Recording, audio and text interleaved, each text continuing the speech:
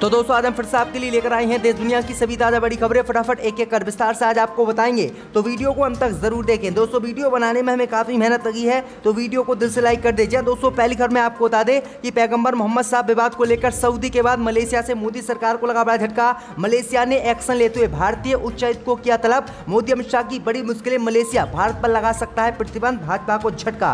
वहीं आपको बताएंगे दोस्तों कि शिवसेना ने बीजेपी को दिया चैलेंज, कहा भाजपा में हिम्मत है तो कश्मीर में पढ़कर दिखाए हनुमान चालीसा, हम मानेंगे बीजेपी की बात। वहीं आपको बताएंगे दोस्तों कि पैगंबर मोहम्मद साहब पर विवादित बयान देना भाजपा को पड़ा भारी। अब रूस ने भारत को तेल देने से साफ किया इनकार, मोदी अमित शाह को झटका।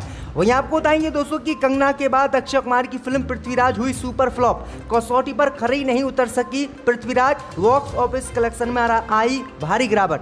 वहीं आपको बताएंगे दोस्तों कि शिवपाल सिंह यादव ने सपा को दिया बड़ा झटका, अपने दम पर नगरीय निकाय चुनाव लड़ने का किया ऐलान, कहा अखिलेश यादव ने हमारे साथ किया विश्वासघात। वहीं आपको बताएंगे दोस्तों कि सपा शासनकाल में तोड़ गए नवाब मोहम्मद अली खान के मकबरे का दोबारा निर्माण कराएगी योगी सरकार, नवाब खानदान ने किया रामपुर में ऐलान। तो दोस्तों सभी खबरों को आपको एक एक कर बताने वाले हैं, वीडियो को लाइक कर चैनल को सब्सक्राइब कर दें और हमें कमेंट करके बताएं कि आपके जिले किस राज्य से हमारी खबरों को देख रहे हैं। इसी बीच पर तो दोस्तों अगली खबर की ओर, तो सऊदी अरब के बाद मलेशिया से मोदी सरकार को लगा बड़ा झटका। मलेशिया ने पैगंबर मोहम्मद साहब विवाद पर भारतीय उच्चायुक्त को किया तलब, मोदी अमित शाह को झटका। जहां दोस्तों आपको बता दें ये बड़ी खबर सामने निकल कर आई दोस्तों की बीजेपी नेता निपुण शर्मा द्वारा पैगंबर मोहम्मद साहब पर की गई विवादित टिप्पणी को लेकर मलेशिया से आज मोदी सरकार को बड़ा झटका लगा है।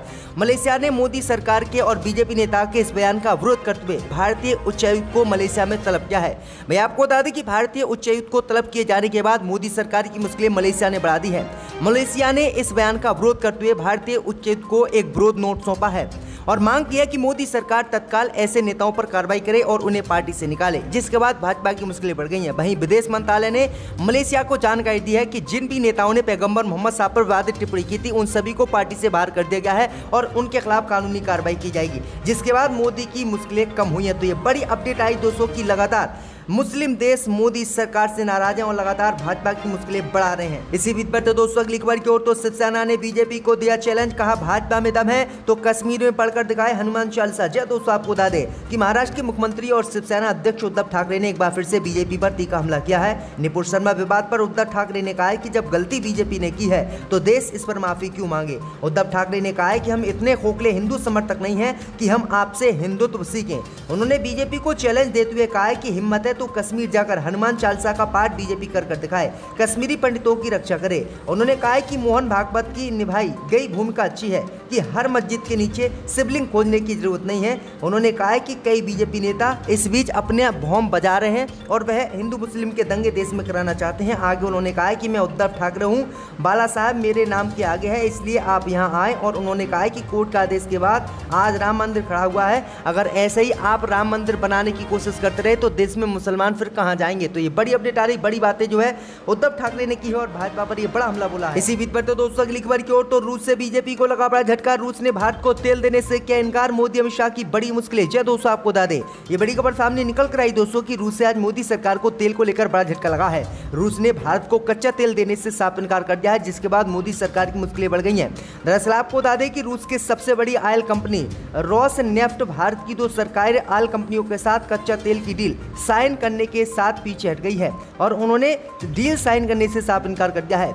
ऐसा इसलिए क्योंकि रोसनेफ्ट पहले ही कुछ और ग्राहकों को तेल सप्लाई का वादा कर चुकी है और अब उसके पास भारतीय कंपनियों के साथ डील करने फिलहाल अतिरिक्त तेल नहीं बचा है, इसलिए उन्होंने साफ इनकार कर दिया। उन्होंने कहा कि हम भारत को अब कच्चा तेल नहीं दे सकते, भारत को कहीं और देश से तेल खरीदने की जरूरत है। तो ये बड़ी अपडेट आ रही है क्योंकि आपको बताइए दोस्तों कि जब रूस और यूक्रेन का युद्ध शुरू हुआ था तब अमेरिका और दुनिया भर के देशों के प्रतिबंध के बावजूद भी मोदी सरकार लगातार रूस से तेल खरीदती रही और बर्बाद होती रही और आखिरकार रूस ने अब मोदी को ठेंगा दिखा दिया और साफ कह दिया कि हमारे पास अब तेल नहीं है, आप किसी दूसरे देश से तेल खरीद लें। तो ये बड़ी अपडेट आई दोस्तों कि चीन को मालामाल करके रूस ने भारत को बर्बाद करके भारत को तेल देने से ही साफ इनकार कर दिया। तो अन्य भक्तों को ये बड़ा झटका रूस ने दिया है। इसी बीच बढ़ते दोस्तों अगली खबर की ओर, तो कंगना के बाद मोदी भक्त अक्षय कुमार का करियर हुआ बर्बाद, कसौटी पर खरी नहीं उतर सकी सम्राट पृथ्वीराज, बॉक्स ऑफिस कलेक्शन में भारी गिरावट।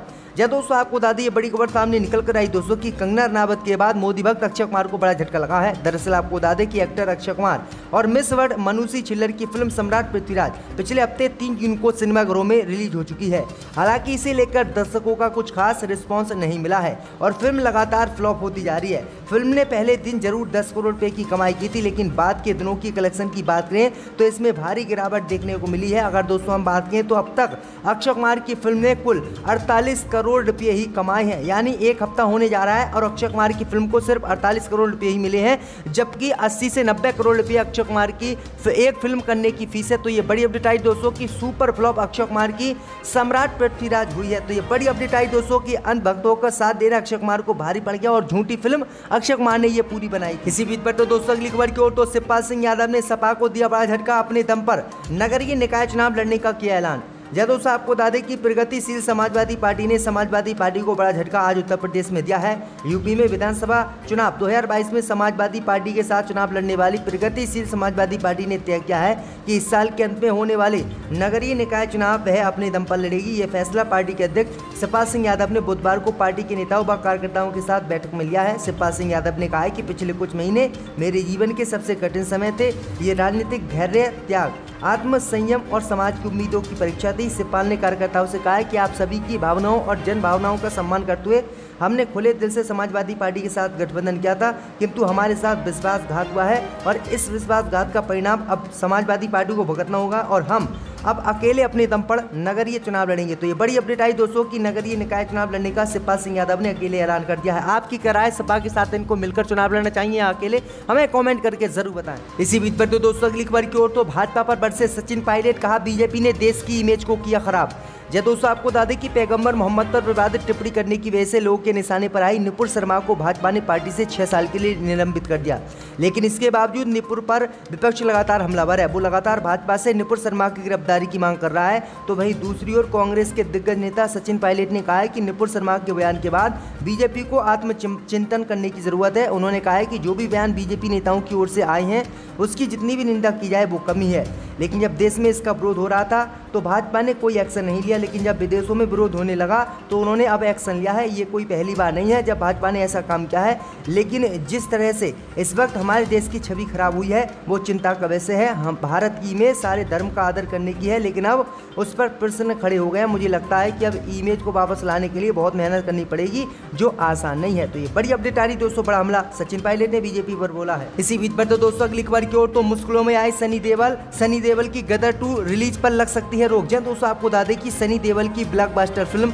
गदर एक प्रेम कथा के सीक्वल को तैयार किया जा रहा है, मगर इस फिल्म की रिलीज मुश्किल में है। फिल्म के निर्देशक अनिल शर्मा इस बात से नाखुश हैं कि फिल्म का ट्रायल 50 बार से भी ज्यादा हो चुका है, लेकिन उन्हें डिस्ट्रीब्यूटर नहीं मिल रहे हैं।